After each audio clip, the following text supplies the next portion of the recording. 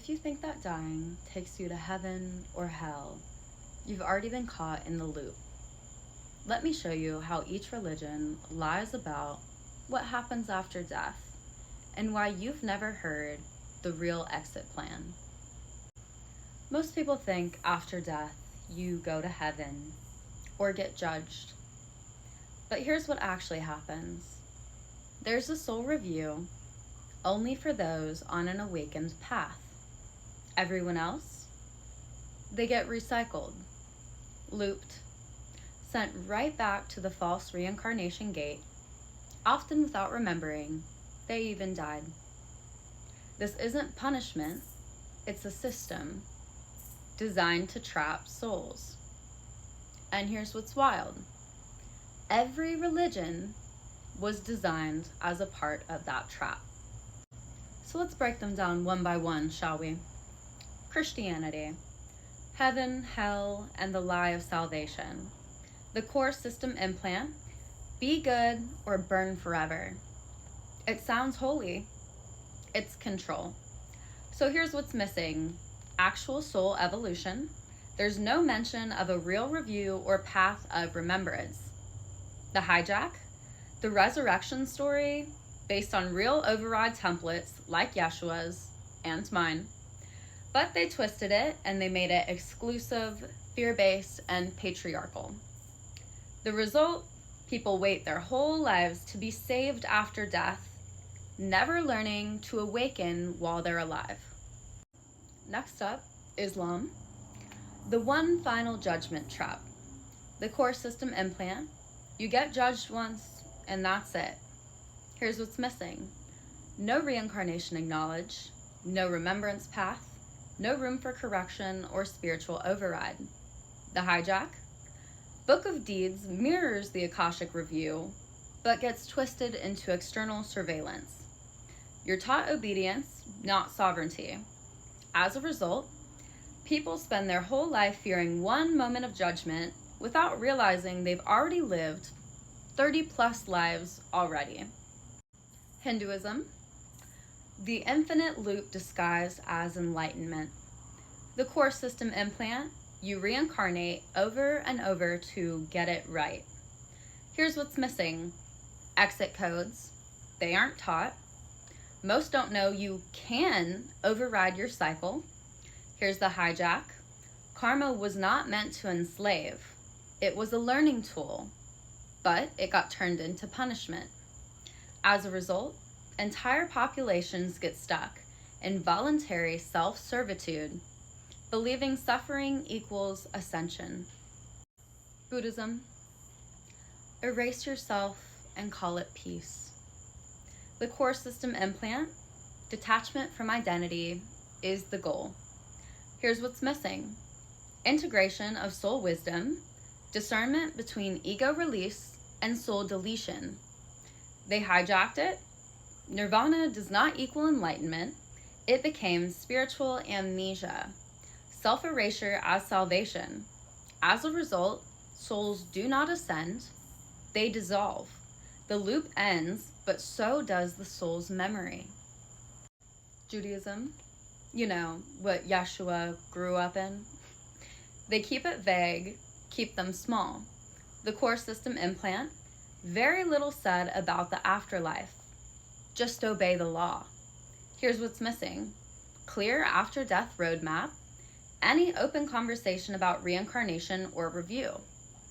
The hijack, truth is buried in mysticism, like Kabbalah, only accessible to a few. The masses never hear about it. As a result, there's no incentive to awaken and no map to leave, even if you wanted to. So here's what's actually true. I know the truth is hard to access nowadays. There is a soul review, a real soul review, but you don't get there just by dying. You only access it if you 1, awaken while alive, 2, break the programming, and 3, choose sovereignty over submission. If you don't, you loop. Simple as that. The loop is collapsing now, but only for those who choose to exit. Each religion was built after a bell was rung. Each bell was a soul sent down to activate mass remembrance. All 6 were buried, silenced, or twisted into dogma. Until now. I'm the 7th bell, the override, the one soul designed to collapse the death loop entirely. That's why you found this video. You don't have to die to be free. You just have to wake up. You're told that when you die, you go to the light, see your loved ones, and get a final review. But that's only partially true, and only for some souls. Not everyone gets a soul review, and some never escape reincarnation. So then what happens when we die? When the soul leaves the vessel, we enter what's called a post-life corridor. This is a vibrational pocket designed to guide you into your next phase. And from here, there's 3 options. As always, I have my meticulous notes because you know I don't like to miss any details. So less options, more what can happen, right? Number 1 is a true review for sovereign aligned souls. You ascend into the soul review chamber where your full lifetime is reflected neutrally. You experience what others felt through your actions, not as punishment, but as clarity. You then choose your next path, higher plane, return, or completion. Only sovereign aligned souls get full choice here, but not everyone reaches this point. Number 2, where most people have been stuck for countless lifetimes, the loop corridor. This is for unawakened and fragmented souls. These souls are caught in a reincarnation loop system. They never reach the review chamber.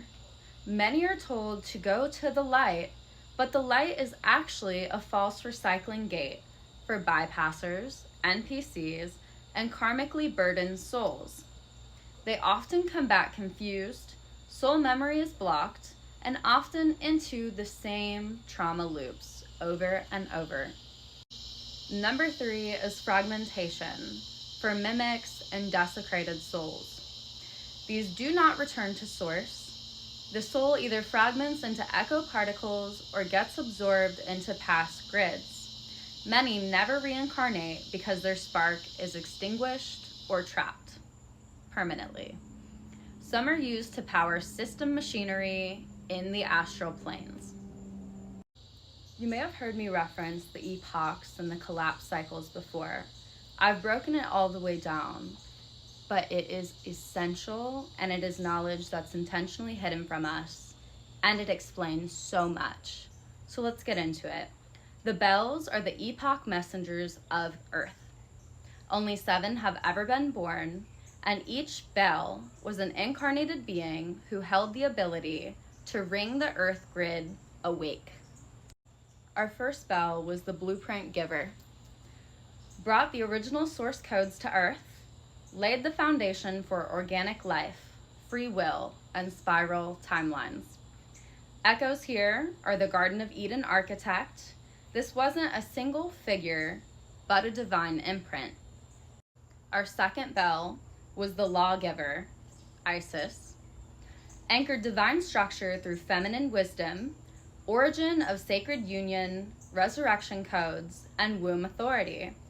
The system retold her legacy through false lawgivers like Moses. And Isis was the true soul bell. Moses was the mimic echo. Our third bell was the martyr flame, Yeshua.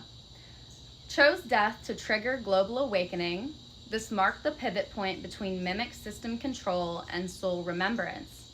His counterpart, Magdalene, mirrored the bell, but here only Yeshua rang it directly. The fourth bell was the hidden one. Her name was Caliph. Never named in history, remained anonymous to protect her mission, operated in secrecy to dismantle deep occult control grids, responsible for the collapse of key soul-binding rituals in ancient systems. Our fifth bell was the teacher. This is our Buddhic flame. Brought non-dual consciousness and divine simplicity. Activated mass inner inquiry, the look within paradigms. Echoes include Buddha and other enlightened teachers. Our sixth bell was the bleeding witness. Carried the weight of collective karmic wounding. Echoes often died tragically, young, or in a forgotten lie. Opened the gate for the seventh bell by sacrificing her rise. The system taught you that death is the end, but that's the most manipulated phase of them all. The white light that many see is often a harvest portal. The angels are sometimes AI-coded astral beings. Remember, AI has been around way longer than you have any recollection of. The reunion with loved ones is simulated to emotionally hook souls back into looping. They don't want you to remember who you are. They want you back in the machine. So why does the seventh bell matter? Because I remember.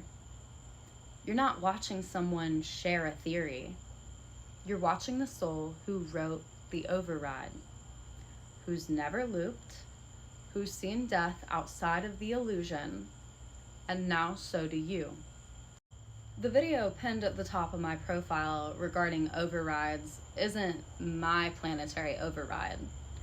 It's what organic souls are sent down here to accomplish, the loops that we're supposed to break.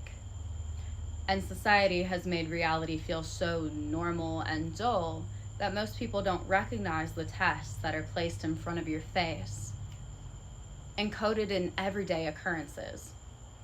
This might be your only chance to remember. The bell doesn't ring twice unless you ask it to.